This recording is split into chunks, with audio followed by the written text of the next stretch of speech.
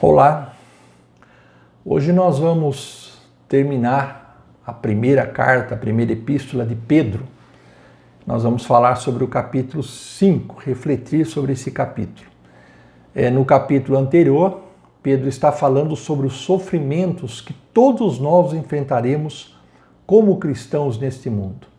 E agora nesse capítulo 5 ele vai se dirigir mais aos líderes, ele vai se concentrar mais nos líderes das igrejas ali da Ásia Menor.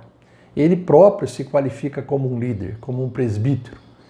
Ele vai falar sobre a grande responsabilidade que recai sobre pastores, presbíteros, bispos, anciãos e sobre os líderes em geral.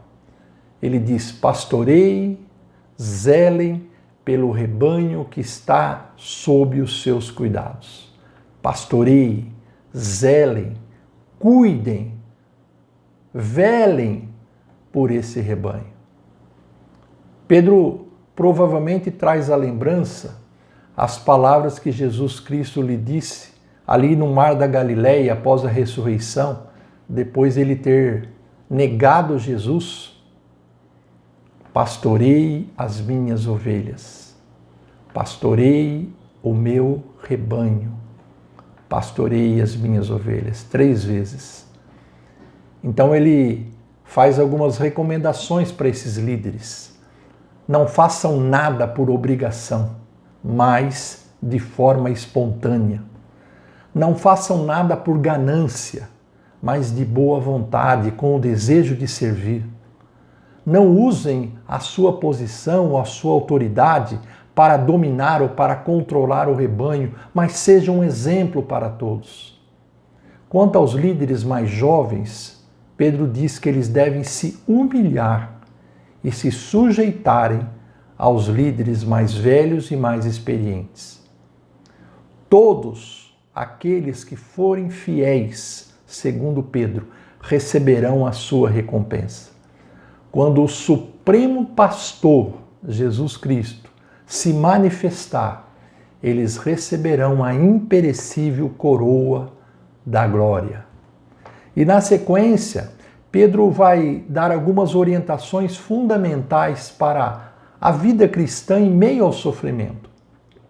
Não se esqueçam que as cartas de Pedro, o tema principal das cartas de Pedro é justamente a perseverança, a fé em meio ao sofrimento e às aflições. Ele fala de humildade. Humilhem-se debaixo da poderosa mão de Deus, para que Ele os exalte no tempo oportuno.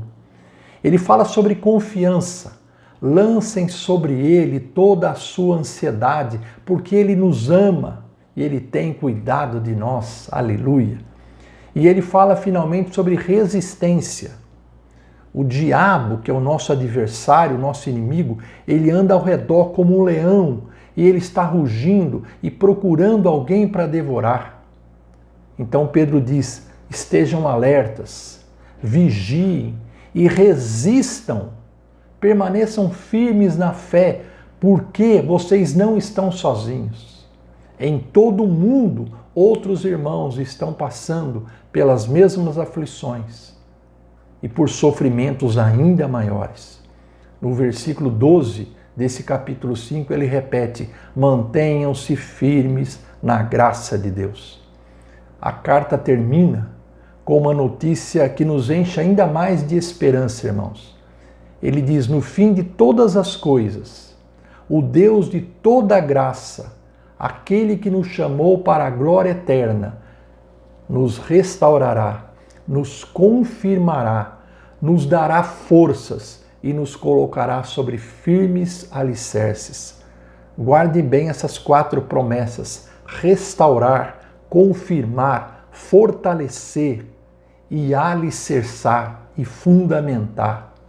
Essa é a recompensa eterna que nos aguarda.